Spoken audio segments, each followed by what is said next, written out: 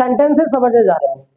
Make का मतलब हमने हमारे समझ में आ चुका था कि कुछ वर्ड ऐसे होते हैं जिसकी मीनिंग हमारे पास नहीं होती, जैसे सोने की है, सुलाने की नहीं है, लड़ने की है, लड़ाने की नहीं है, समझने की है, समझाने की नहीं है, हंसने की है, हंसाने की नहीं है।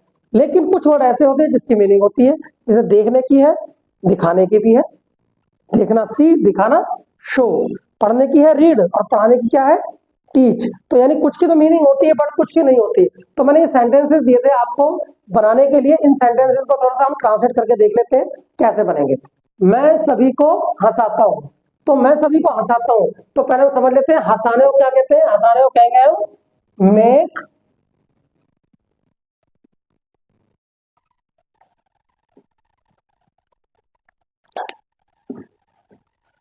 हंसाने को समझ लेते हैं। हंसाने को क्या कहते हैं, मेक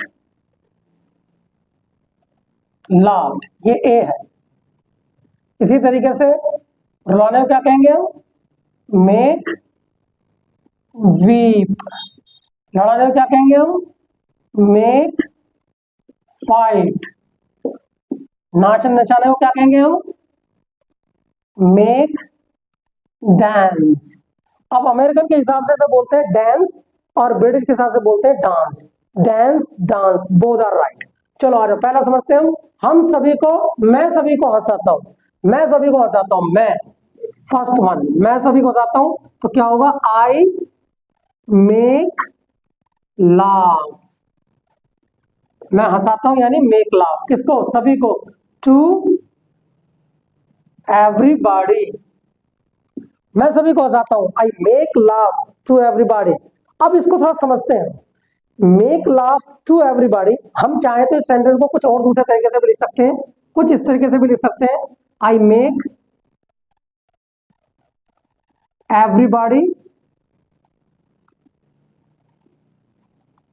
लाफ।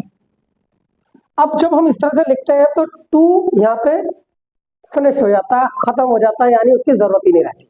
एक्चुअल में हम क्या समझ रहे हैं, देखो, मेक के तुरंत बाद अगर आप लाफ लगा रहे हैं तो उसके बाद आप जब ऑब्जेक्ट लाएंगे तो before the object you will have to use to. But on the other hand अगर आप मेक और लाफ के दोनों के बीच में अगर ऑब्जेक्ट लिख दे रहे हैं आप, तो आपको टू लगाने की जरूरत बिल्कुल नहीं है। क्लियर हो गया भाई? आइए नेक्स्ट समझते हैं। वे बच्चों को रुलाते हैं, they make weep to the children. इसी को they make the children weep. Okay, यानी मेक और वीप के बीच में अगर ऑब्जेक्ट लगा दिया तो उसके बाद टू लगाने की जरूरत नहीं रह जाती। थर्ड वन है तुम हमें आपस में लड़ाते हो, you make fight to us, EACH, each other. You make fight to us each other. इसी चीज को हम चाहें तो ऐसे लिख सकते हैं, you make us fight each other. Okay, you make fight to us each other. चाहो तो इसमें विद भी लगा देते हैं, विद ईच अदर, और चाहो तो डायरेक्ट भी बोल दो, नो प्रॉब्लम।